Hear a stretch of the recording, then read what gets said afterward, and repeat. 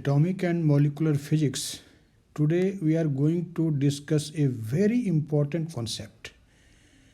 Actually, this concept is regarding the spin of electron. As you know, the spin is purely a quantum mechanical property. It has no classical analog. Classical physics में spin का कोई भी idea नहीं था. Spin purely एक quantum mechanical concept है, quantum mechanical property है हमारे पार्टिकल का. इसका कोई भी एनालॉजी आपको क्लासिकल फिजिक्स में नहीं मिलता है. लेकिन सबसे पहले हम लोग ये देखना चाहते हैं कि इस स्पिन का जो कॉन्सेप्ट है, पर्टिकुलरली इलेक्ट्रॉन के स्पिन का, ऐसे स्पिन का कॉन्सेप्ट केवल इलेक्ट्रॉन तक ही लिमिटेड नहीं है. लेकिन हमारा जो सब्जेक्ट मैटर अभी एटॉमिक और मॉलिक्यूलर फिजिक्स का है, अगर हम उसके रिगार्डिंग बात करें तो अभी हम केवल अपने डिस्कशन को इलेक्ट्रॉन के स्पिन पर ही लिमिटेड रख रहे हैं. लेकिन आप जब पार्टिकल फिजिक्स पढ़ते हैं तो वहाँ स्पिन का कॉन्सेप्ट केवल इलेक्ट्रॉन तक ही लिमिटेड नहीं होता है, बल्कि यह किसी भी एलिमेंट्री पार्टिकल के लिए एप्लीकेबल है. लेकिन जो हमारा प्रेजेंट डिस्कशन है that is limited only to the electron. तो अब ये देखना है कि why the concept of spin was needed for electron.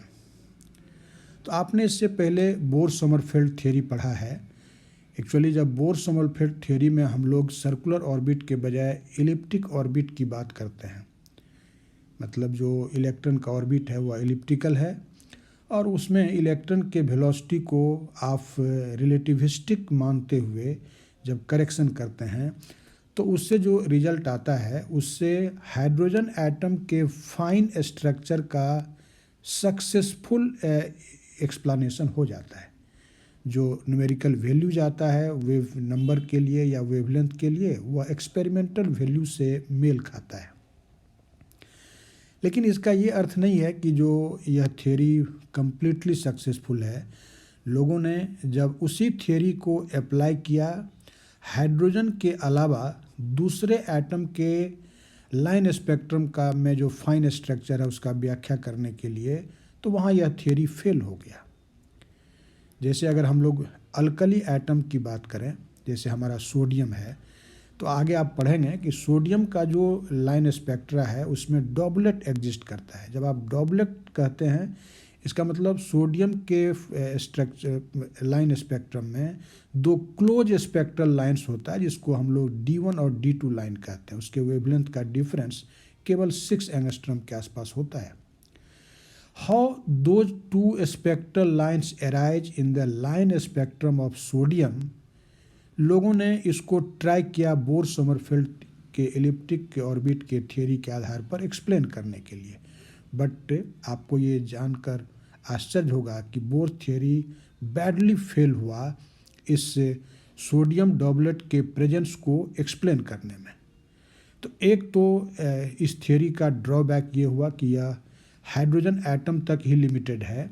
उसके फाइन स्ट्रक्चर का एक्सप्लेनेशन यह करता है, लेकिन अल्कली एटम, जैसे हमने एग्जाम्पल के लिए सोडियम एटम कहा, उसके फाइन स्ट्रक्चर का, उसके डॉबलेट का एक्सप्लेनेशन करने के मामले में यह थ्योरी फेल हो गया. फिर हम लोग आगे पढ़ेंगे जीमैन इफेक्ट, जो हम आपको बहुत डिटेल पढ़ाने वाले हैं. आप देखेंगे कि जीमैन इफेक्ट एक्चुअली दो तरह का होता है. एक को कहते हैं नॉर्मल जीमैन इफेक्ट और दूसरे को कहते हैं एनोमेलवस जीमैन इफेक्ट. इनफैक्ट जो नॉर्मल जीमैन इफेक्ट है उसका एक्सप्लेनेशन सिंपल क्वांटम थ्योरी के आधार पर हो जाता है. कहने का मतलब इलेक्ट्रॉन में जब हम स्पिन जैसे प्रॉपर्टी को नहीं भी कंसीडर करते हैं, even then you can explain the normal Zeeman effect. अब ये नॉर्मल जीमैन इफेक्ट है क्या, ये आगे पढ़ेंगे. अभी आप केवल नाम हम बोल रहे हैं. लेकिन वहीं अगर एनोमेलवस जीमैन इफेक्ट, जिस केस में एक्चुअली मैग्नेटिक फील्ड के प्रेजेंस में एक स्पेक्ट्रल लाइन 4 लाइन में, 6 लाइन में, उससे भी अधिक लाइन में स्प्लिटेड हो जाता है, ब्रेक कर जाता है, that is called anomalous Zeeman effect. तो उस कंडीशन, उस घटना को एक्सप्लेन करने में हमारा बोर समरफेल्ड थ्योरी ही नहीं, जो सिंपल क्वांटम थ्योरी है जिसमें हम इलेक्ट्रॉन के स्पिन को अंडर अकाउंट नहीं लेते हैं, वह भी बैडली फेल होता है। तो ये दो इम्पॉर्टेंट घटना थी, सोडियम डबलेट का एक्सप्लेनेशन करना और एनोमेलवस जीमैन इफेक्ट का व्याख्या करना। इस मामले में आप देख रहे हैं कि जो रिलेटिविस्टिक थियरी है, बोर समरफेल्ड थियरी और सिंपल क्वांटम थियरी, वह पूरी तरह से फेल हो जाता है। इनफैक्ट ऐसे ही घटनाओं का, पर्टिकुलरली इसी दो घटना का एक्सप्लेनेशन करने के लिए 1925 में दो साइंटिस्ट जिनका नाम है गॉडस्मिट एंड उलेनबेक, इनफैक्ट ये दो साइंटिस्ट ने एक हाइपोथेसिस दिया, एक परिकल्पना किया। जैसा कि आप पिछले क्लासेज में पढ़े हैं कि हमारा जो इलेक्ट्रॉन है उसमें ऑर्बिटल मोशन है और उस ऑर्बिटल मोशन के कारण उसमें ऑर्बिटल एंगुलर मोमेंटम होता है L।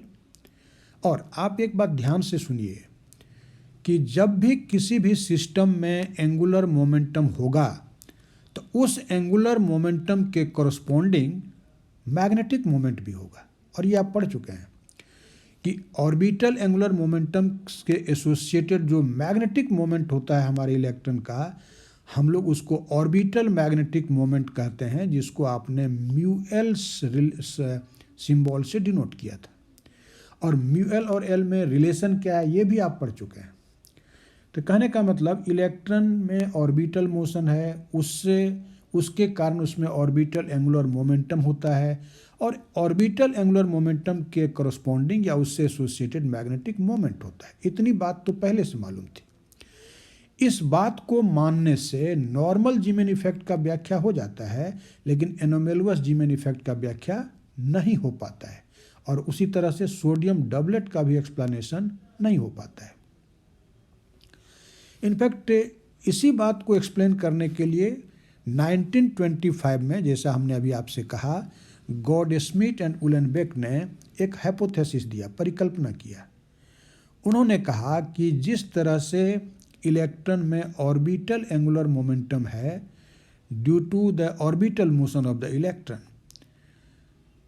और उससे एसोसिएटेड मैग्नेटिक मोमेंट है म्यूएल, इसके अलावा हमारे इलेक्ट्रॉन में एक और एंगुलर मोमेंटम है, but that is intrinsic angular momentum. ये उसका आंतरिक गुण है, आप इसको किसी मोशन से एसोसिएट नहीं कर सकते हैं। एक बड़ी रिमार्केबल बात है, एक कन्फ्यूजन होता है सामान्य तौर पर लोगों को कि spin angular momentum spinning motion के कारण होता है। No, that is not correct, that is just a misconception. Spin को मोशन से एसोसिएट ही नहीं कर सकते हैं, this is just an intrinsic property. जैसे आप इलेक्ट्रिक चार्ज को कहते हैं या मास कहते हैं कि दीज आर इंट्रिंसिक प्रॉपर्टी, आप नहीं कह सकते कि चार्ज किस कारण से होता है, ये आंतरिक गुण है हमारे पार्टिकल का। ठीक उसी तरह से जो स्पिन का जैसा गुण है वह एक आंतरिक गुण है, हम उसे किसी मोशन से एसोसिएट नहीं कर सकते। वैसे उलेनबेक ने कहा था कि इलेक्ट्रॉन अपने एक्सिस पर स्पिन करता है जैसे हमारा अर्थ स्पिन करता है। उन्होंने एक एनालॉजी लिया था, बट उन्होंने कहा कि this is built in angular momentum या इंट्रिंसिक एंगुलर मोमेंट, आंतरिक गुण है यह। और ये जो ऑर्बिटल एंगुलर मोमेंटम है वो मोशन के कारण है, लेकिन उसके अलावा एक आंतरिक रूप से पाया जाने वाला एंगुलर मोमेंटम भी हमारे इलेक्ट्रॉन में है, जिसे आप कहते हैं इंट्रिंसिक एंगुलर मोमेंटम। और इसको एस सिंबल से हम लोग डिनोट करेंगे, कैपिटल एस से, और actually this is known as spin angular momentum. तो ध्यान से आपने सुना कि spin angular momentum can not be associated by any type of motion. ये मोशन से एसोसिएट आप नहीं कर सकते, बल्कि यह क्या है, आंतरिक गुण है, इंटरनल प्रॉपर्टी है। ठीक है, लेकिन अभी हमने आपसे कहा था कि किसी भी कारण से, चाहे वह आंतरिक कारण हो या कोई बाहरी मोशन वाला कारण हो, किसी भी टाइप का एंगुलर मोमेंटम अगर हमारे पार्टिकल में है तो उससे एसोसिएटेड मैग्नेटिक मोमेंट भी होगा।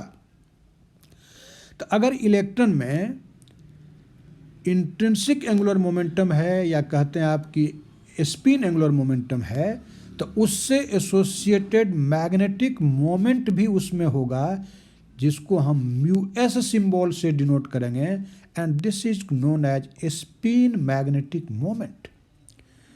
तो इसका मतलब अभी तक जो आप जानते थे कि हमारे इलेक्ट्रॉन में सिर्फ एक टाइप का एंगुलर मोमेंटम है जिसको ऑर्बिटल एंगुलर मोमेंटम एल कहते हैं और उससे associated magnetic moment mu L है। नहीं, इसके अलावा हमारे इलेक्ट्रॉन में दूसरा भी एंगुलर मोमेंटम है जिसे कहते हैं इंट्रिंसिक एंगुलर मोमेंटम या स्पिन एंगुलर मोमेंटम। और मैं फिर से रिपीट कर रहा हूं कि this angular momentum is not due to any type of motion, but it is an internal property of the electron. अभी हम इलेक्ट्रॉन की बात करें, उसे ये दूसरे पार्टिकल में भी होगा, जैसा कि मैंने आपसे शुरू में ही कहा। और फिर उस स्पिन एंगुलर मोमेंटम से एसोसिएटेड उसमें मैग्नेटिक मोमेंट होगा। अब इस स्पिन एंगुलर मोमेंटम का मैग्नीट्यूड क्या होगा, क्या ओरिएंटेशन होगा, मैग्नेटिक मोमेंट का मैग्नीट्यूड क्या होगा, क्या ओरिएंटेशन या डायरेक्शन होगा, ये सारी बात आप जस्ट एनालॉजी के आधार पर, जस्ट तुलना करने के आधार पर समझ सकते हैं। वैसे ये subject matter pure quantum mechanics का है। जब क्वांटम मैकेनिक्स में हम लोग एंगुलर मोमेंटम चैप्टर पढ़ते हैं तो वहाँ इसको डिटेल पढ़ते हैं, और वह आप हमारे क्वांटम मैकेनिक्स के वीडियो में देख सकते हैं जहाँ स्पिन एंगुलर मोमेंटम को हम डिस्कस किए। तो हमने कहा कि जस्ट एनालॉजी के आधार पर इसके मैग्नीट्यूड और डायरेक्शन की बात करेंगे। किससे एनालॉजी लेंगे, किससे कंपैरिजन करेंगे? तो पिछले क्लासेज में आपने ऑलरेडी ऑर्बिटल एंगुलर मोमेंटम के संबंध में पढ़ा है, ऑर्बिटल मैग्नेटिक मोमेंट के संबंध में भी पढ़ा है, जस्ट उसी से तुलना करना है। और अगर आपको एल और म्यूएल का सारा एक्सप्रेशन याद है तो आप समझिए कि आप स्पिन एंगुलर मोमेंटम को भी जानते हैं। कैसे? आप आगे देखिए। जैसे आपने क्या पढ़ा था कि ऑर्बिटल एंगुलर मोमेंटम का जो मैग्नीट्यूड होता है that depends on the orbital quantum number small l, and it is given as capital L, which is magnitude of the orbital angular momentum, that is equal to a square root of L into L plus 1 into h bar। जहाँ आप जानते हैं कि L को आप कहते हैं orbital quantum number और ये नॉन नेगेटिव इंटीजर्स है, सब बात आप पढ़ चुके हैं, and its values are 0, 1, 2, 3 and so on. ये सारी बात आप जानते हैं। जस्ट इसी से अगर आप एनालॉजी लें, इसी से कंपैरिजन करें, तो हम स्पिन एंगुलर मोमेंटम के मैग्नीट्यूड को अगर लिखना चाहेंगे तो कैपिटल एल जो magnitude of orbital angular momentum है उसके जगह पर स्पिन एंगुलर मोमेंटम का मैग्नीट्यूड कैपिटल एस लिखेंगे। और जहां क्वांटम नंबर है orbital quantum number small L, वहाँ स्पिन क्वांटम नंबर लिखेंगे स्मॉल एस। तो आप देखिए कि जस्ट एनालॉजी के आधार पर हम magnitude of spin angular momentum capital S को हमने क्या लिखा, square root of S into S plus 1 into H bar. यहाँ जो स्मॉल एस है this is known as spin quantum number. ध्यान दीजिए, केमिस्ट्री में एक जो आप पढ़ते हैं स्पिन क्वांटम नंबर, थोड़ा यहाँ आप डिफरेंट देखेंगे, वहाँ आपको मिसकॉन्सेप्शन रहा होगा।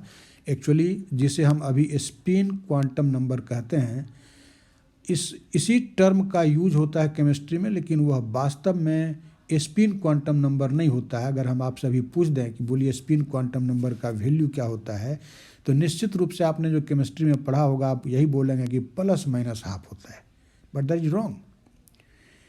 इलेक्ट्रॉन का जो spin quantum number, particularly electron की बात करते हैं, फिर दूसरे पार्टिकल के बारे में मत सोचना, वहाँ कुछ अलग बात भी हो सकती है। इलेक्ट्रॉन का जो स्पिन क्वांटम नंबर है उसका वैल्यू केवल हाफ होता है, plus half, not plus minus half. हाँ, आगे हम बात करेंगे मैग्नेटिक स्पिन क्वांटम नंबर का, उसका वैल्यू प्लस माइनस हाफ होता है। तो मैग्नेटिक स्पिन क्वांटम नंबर को ही अक्सर केमिस्ट्री के लोअर क्लासेज में लिखा रहता है स्पिन क्वांटम नंबर, जो कि बहुत अप्रोप्रिएट नहीं है। फिर आप देखिए, आपने पढ़ा था कि अगर ऑर्बिटल क्वांटम नंबर एल का कोई वैल्यू दिया हुआ रहे तो उसके कोरोस्पोंडिंग जो एल वेक्टर का ओरिएंटेशन होता है, कितने डायरेक्शन में एल डायरेक्टेड होगा, तो आपने पढ़ा था कि 2l + 1 ओरिएंटेशंस वेक्टर l का होगा। जैसे हमने पिछले क्लास में l = 2 लेकर के एक एग्जाम्पल में आपको दिखाया था कि जो l वेक्टर 5 डायरेक्शंस में ओरिएंटेड होता है, क्योंकि 2l + 1 5 हो जाएगा। ठीक उसी से एनालॉजी लीजिए कि अगर s का, that is spin quantum number का कोई वैल्यू हमें मालूम है, तो उसके कोरोस्पोंडिंग किसी गिवन डायरेक्शन के रेस्पेक्ट में जो spin angular momentum vector s का ओरिएंटेशंस होगा, उसका संख्या होगा 2s + 1, 2s + 1। But what will be the value of s? Spin quantum number of electron का मान क्या होगा? ये हमने अभी आपसे कहा कि this is 1/2, but how you can say that spin quantum number of electron is 1/2? You can understand it, आप इसको समझ सकते हैं।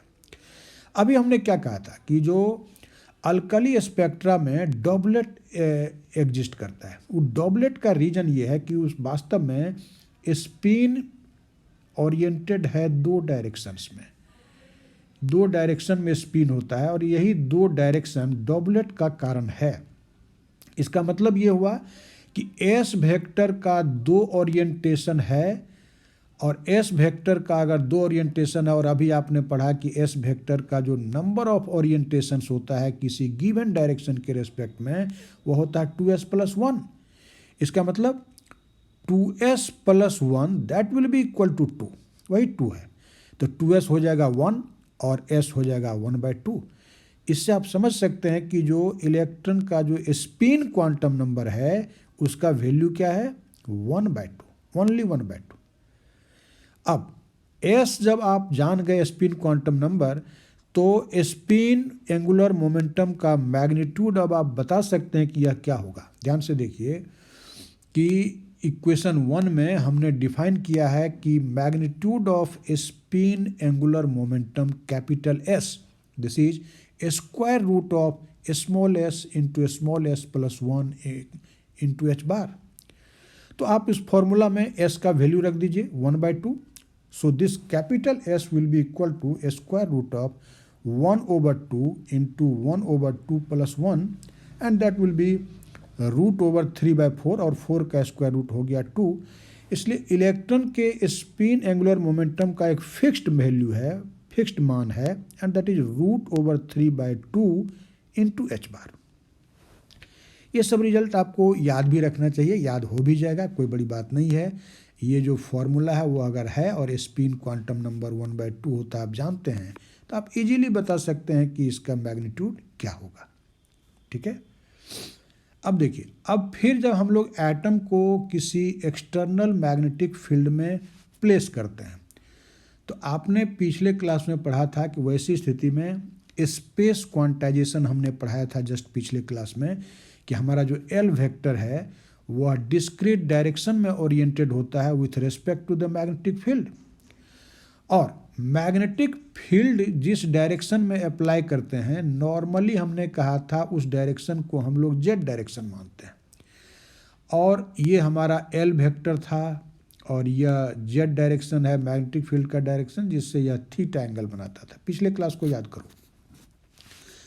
और तब क्वांटम मैकेनिक्स कहता है कि एल का जो जेड कंपोनेंट होगा, कहने का मतलब ऑर्बिटल एंगुलर मोमेंटम वेक्टर का component along the applied magnetic field, वह होता है ml इंटू h बार, जो आप पिछले क्लास में पढ़ चुके हैं। याद है कि ml का मतलब क्या है? This is ml is orbital magnetic quantum number. ध्यान दीजिए, this is not only magnetic quantum number, but this is orbital magnetic quantum number.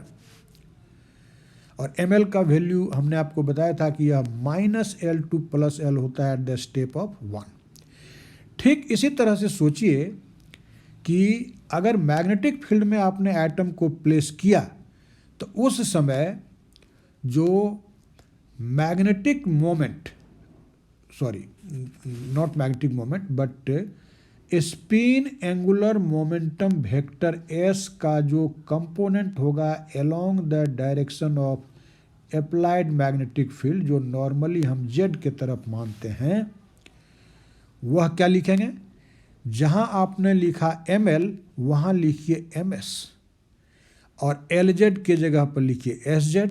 तो sz is the component of the spin angular momentum vector along the z direction, that is along the direction of applied magnetic field. So Sz will be equal to ms into h bar, जो just इस equation का analogous है जैसा कि आप देख रहे हैं। और यहाँ जो क्वांटम नंबर आया ms, this quantum number is known as spin magnetic quantum number. इसको स्पिन मैग्नेटिक क्वांटम नंबर कहते हैं। और जैसे आप कहते हैं ना कि ml का वैल्यू -l से +l तक होता है एट ए स्टेप ऑफ 1 को ऐड करते चलो और ml का वैल्यू मिलता जाएगा।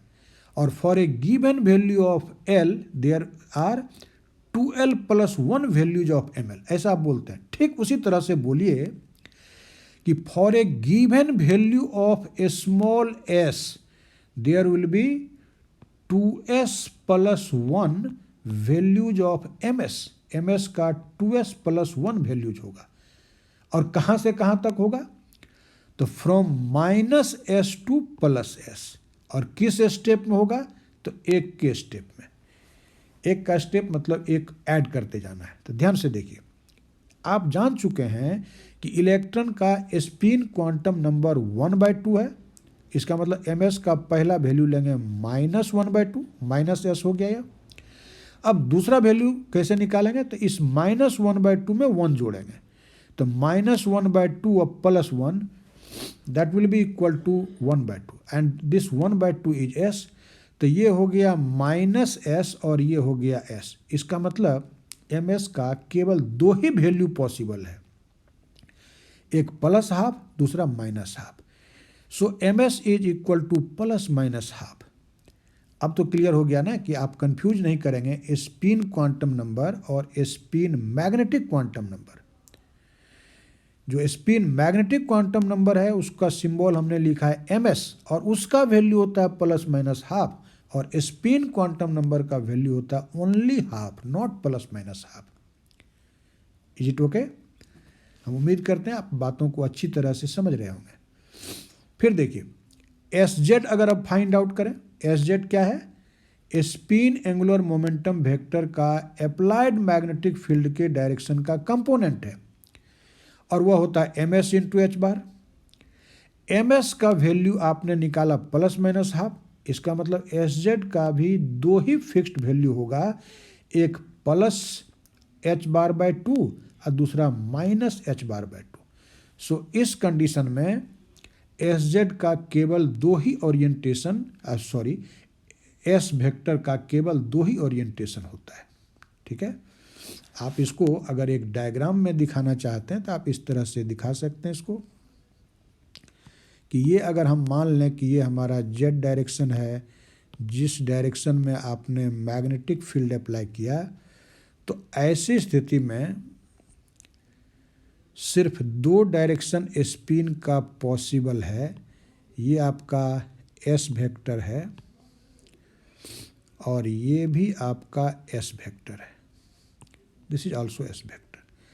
और जो Sz होगा, Sz इसका वैल्यू एक है h/2 और दूसरा वैल्यू है -h/2। तो आप क्या देख रहे हैं कि 2 ही ओरिएंटेशन S का इस केस में पॉसिबल है। ठीक है, अब देखिए, अब ठीक पहले ही के एनालॉजी के आधार पर अब हम लोग स्पिन एंगुलर मोमेंटम से एसोसिएटेड जो मैग्नेटिक मोमेंट होगा उसकी बात करेंगे। ठीक है, नाउ आप पहले के क्लासेज में पढ़ चुके हैं कि μL, can you say what is this μL? This is orbital magnetic moment और आपने पढ़ा था कि this is equal to -GL E/2m into L। याद है, ये चीज़ आप पढ़ चुके हैं। और यहाँ हमने कहा था कि ये जो GL है this is equal to 1 and this is orbital G factor. इसको क्या बोलते हैं? ऑर्बिटल जी फैक्टर, और इसका वैल्यू 1 होता है, ऐसा हम लोगों ने पढ़ा था। ठीक इसी तरह से अगर हम एनालॉजी के आधार पर बात करें तो जो हमारा स्पिन मैग्नेटिक मोमेंट होगा, जो एस के इससे एसोसिएटेड होगा, हम उसका एक्सप्रेशन लिख सकते हैं। ठीक है, क्या करना होगा आप सोच सकते हैं। So spin magnetic moment, spin magnetic moment, just इसी आधार पर आप लिखिए। जहां लिखा म्यू एल, आप बताइए क्या लिखिएगा। This will be mu S. और जहां ऑर्बिटल जी फैक्टर लिखते हैं जी एल, उसके जगह पर लिखना होगा G S. This will be spin ji factor, इसको स्पिन जी फैक्टर कहेंगे। And E over 2m, E electron का चार्ज है, m उसका मास है, और l जो है ऑर्बिटल एंगुलर मोमेंटम वेक्टर, उसके जगह पर लिखेंगे स्पिन एंगुलर मोमेंटम वेक्टर। लेकिन एक्सपेरिमेंटल डेटा बताता है कि ये जो जीएस है इसका वैल्यू 1 नहीं बल्कि 2 होता है। इसलिए इस केस में हम इसको लिखेंगे -2 इंटू ई ओवर 2m इंटू एस। और इस रिजल्ट से आप देख सकते हैं कि ये माइनस साइन यह बता रहा है कि जो म्यू एस वेक्टर है वह एस वेक्टर के ठीक अपोजिट डायरेक्शन में होता है। अगर हम यहाँ बात करें कि this is the direction of spin angular momentum vector S, तो जस्ट उसके अपोजिट डायरेक्शन में spin magnetic moment vector mu S होगा, जो बताता है यह माइनस साइन। इट मीन्स कि जो म्यू एस है that is just anti parallel to the vector S, उसका यह जस्ट एंटी पैरेलल है। ठीक है, हालांकि अभी हमने जीएस का वैल्यू लिख दिया, लेकिन आगे के कैलकुलेशन में जीएस जो जी फैक्टर है, स्पिन जी फैक्टर, हम उसको वैसा ही लिखते रहेंगे, जीएस ही लिखेंगे, जहाँ ज़रूरत पड़ेगा तब उसका एक्चुअल वैल्यू 2 पुट कर लेंगे। ठीक है, देखिए फिर आपने पिछले क्लासेज में बोर मैग्नेटोन के टर्म में म्यू एल को एक्सप्रेस किया था। अगर हम यहाँ भी चाहें कि म्यू एस को बोर मैग्नेटोन के टर्म में व्यक्त करना, तो कैसे व्यक्त कर सकते हैं, जरा ध्यान से देखिए। नाउ अभी आपने म्यू एस का एक्सप्रेशन लिखा, और वह एक्सप्रेशन क्या है, वह है -GS ई ओवर 2m इंटू एस। यही एक्सप्रेशन हम लोगों ने लिखा है। अब देखिए, अब यहाँ पर एक सिंपल अलजेब्रा यूज करते हैं। This is -GS E H bar over 2m into H bar times S. क्या क्या आप देख सकते हैं, एच बार से हमने न्यूमरेटर को भी मल्टीप्लाई कर दिया, डिनोमिनेटर को भी, सो रिजल्ट रिमेन्स अनचेंज्ड। ऐसा तो कर सकते हैं, लेकिन अब आप बताइए कि ई एच बार ओवर 2m, बोलो यह क्या होता है। आप पढ़ चुके हैं पिछले क्लास में कि this is nothing, this is denoted by the symbol mu B, and this mu B is known as Bohr magneton. क्या कहते हैं आप इसको, बोर मैग्नेटोन, जो कि एक यूनिट के तरह यूज होता है मैग्नेटिक मोमेंट को मेजर करने के लिए। इसलिए ब्रैकेट में इस ई एच बार बाय 2m के जगह पर आप म्यू भी लिख सकते हैं। Therefore you can write the spin magnetic moment mu S of the electron is equal to -GS into mu B over H bar into S, and this is the expression for the magnetic moment of the electron due to spin angular momentum, या इसको आप spin magnetic moment कह सकते हैं इस electron का। अब अगर इस म्यू एस वेक्टर का कोई जानना चाहता है Z component. Z component means component of this vector along the applied magnetic field. तो क्या करना होगा जरा ध्यान से देखिए, म्यू एस का अगर हम z कंपोनेंट लेंगे तो RHS में जो वेक्टर s है उसका भी z कंपोनेंट ले लेंगे, सिंपल सी बात है। तो the possible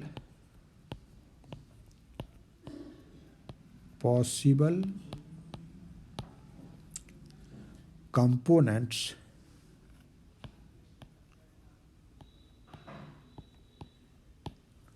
of mu s, possible component of mu s along z axis. ध्यान दीजिए, जब भी हम z एक्सिस बोलेंगे आप समझ जाइए कि अंडरस्टूड है कि हम बात कर रहे हैं उस डायरेक्शन का जिस डायरेक्शन में एक्सटर्नल मैग्नेटिक फील्ड अप्लाई किया गया है। तो इस कंपोनेंट को आप सिंबॉलिकली लिखिए म्यू एस जेड, और क्या लिखेंगे इसको, तो minus G S mu B over H bar times S Z ले लिया, एस का जेड कंपोनेंट। लेकिन आप तो पढ़ चुके हैं ना कि ये जो एस जेड है वह कितना के बराबर होता है। अभी तुरंत आपने पढ़ा कि S Z is equal to M S into H bar, and therefore at the place of this S Z you may write M S H bar. Therefore mu S Z, Z component of mu S क्या होगा, minus G S into Bohr magneton mu B divided by H bar into what, into M S H bar. अब आपका ये H bar cancel हो जाएगा, और फिर आप यह भी जानते हैं कि ये जो हमारा एम एस है इसका तो फिक्स्ड वैल्यू है, क्या क्या, प्लस हाफ और माइनस हाफ। तो अगर ये हम सब्स्टिट्यूट कर दें यहाँ पर तो हमारा रिजल्ट क्या होगा ये आप इजीली देख सकते हैं, ठीक है। और साथ ही साथ जीएस का भी वैल्यू आप जानते हैं कि GS is also equal to 2।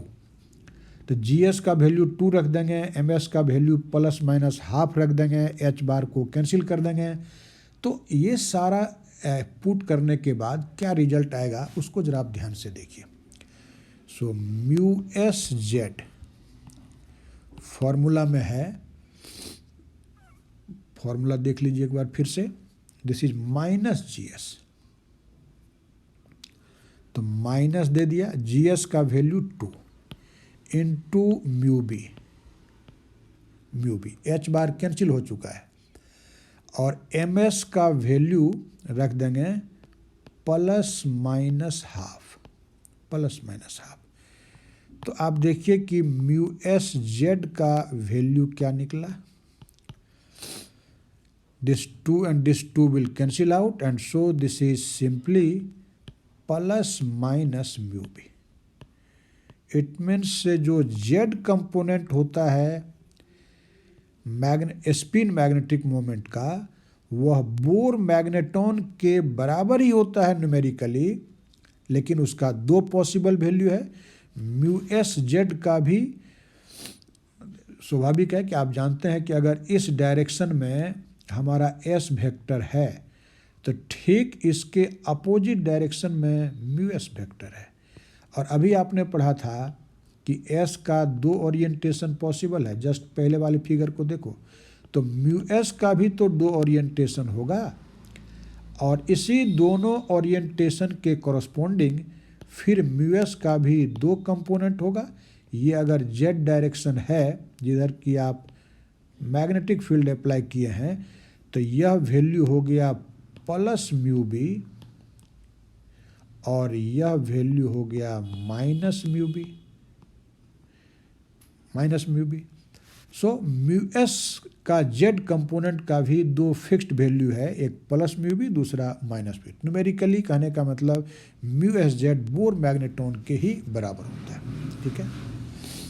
अब देखिए, अब ये जो एक्सप्लेनेशन हुआ उलेनबेक और गॉडस्मिट का एक हाइपोथेसिस के जरिए इसको कंसीडर करने से चूँकि एनोमेलवस जीमन इफेक्ट का व्याख्या हो जाता है, उसके अलावा जो सोडियम डॉबलेट है उसका भी एक्सप्लेनेशन हो जाता है।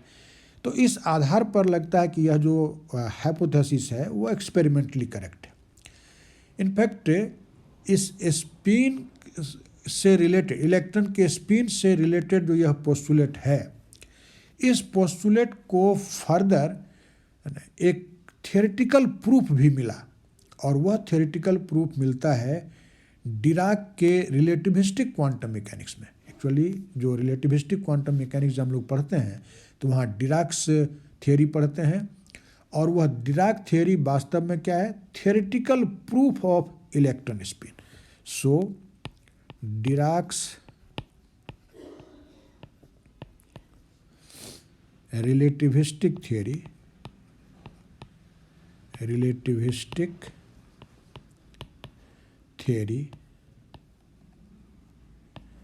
is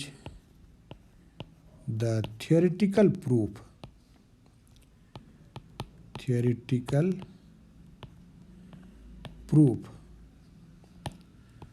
of electron spin.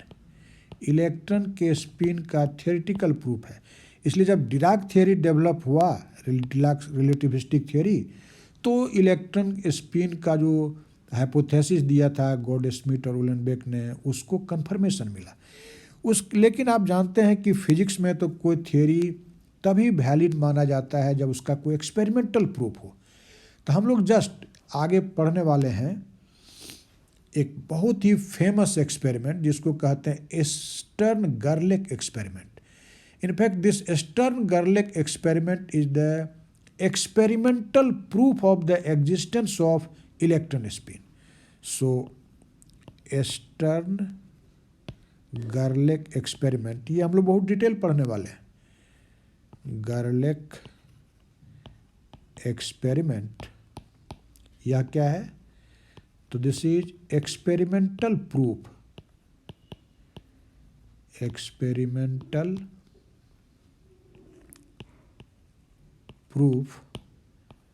Of the electron spin.